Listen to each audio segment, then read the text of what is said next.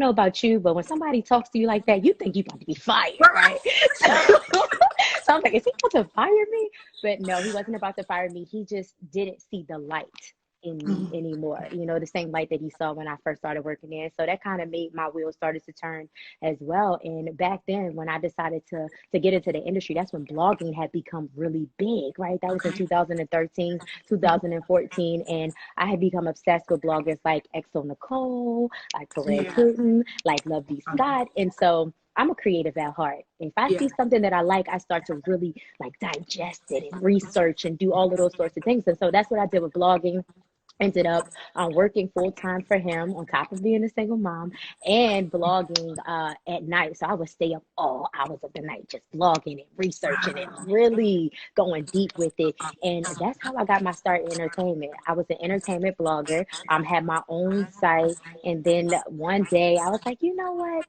Not only do I want to voice my opinion on my blog site, but I want to have a platform to do it as well. And so I wanted to get into podcasting. So then I did the same thing, started doing my research on podcasting.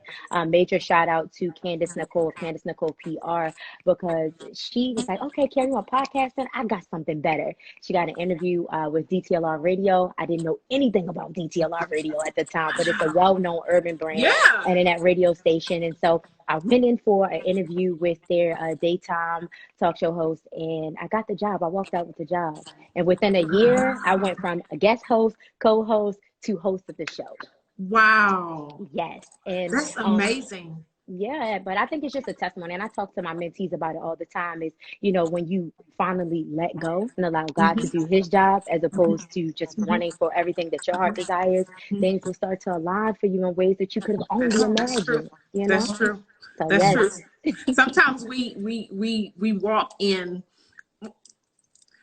in talents and things like that that we are not supposed to be walking in, and God is Yeah. steadily, strategically ordering us, Yeah. ordering our steps to walk Yeah. in the path that He has ordained for our lives. So I commend you for that. Yes, ma'am. That's amazing. How has your journey been, though? Give us, um, with all that you do, what have been some highs and lows of what you've experienced being in this industry?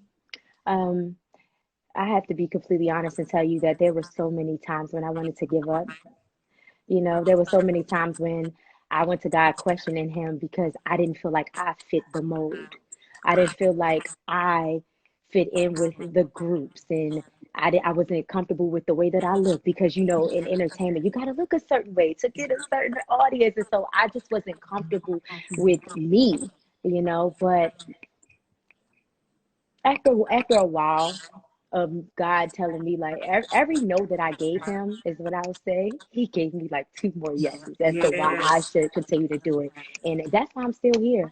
Honestly speaking, Yes. that is why I'm still here. There were so many times when I wanted to give up.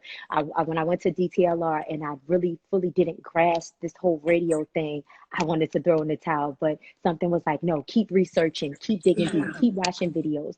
And then I succeeded in that. When I moved to Georgia in 2017, Mhm. I didn't have anything when I moved to Georgia. I moved to Georgia, whole new atmosphere, completely different from Maryland, Yeah. completely different. I wanted to give up. I gained weight. I just talked about my transformation story on Tuesday on my IG post. 2017, I was close to 130 pounds. Now, that may not seem like a lot, but for somebody who's 4'11", that's a lot. And so I was severely depressed. I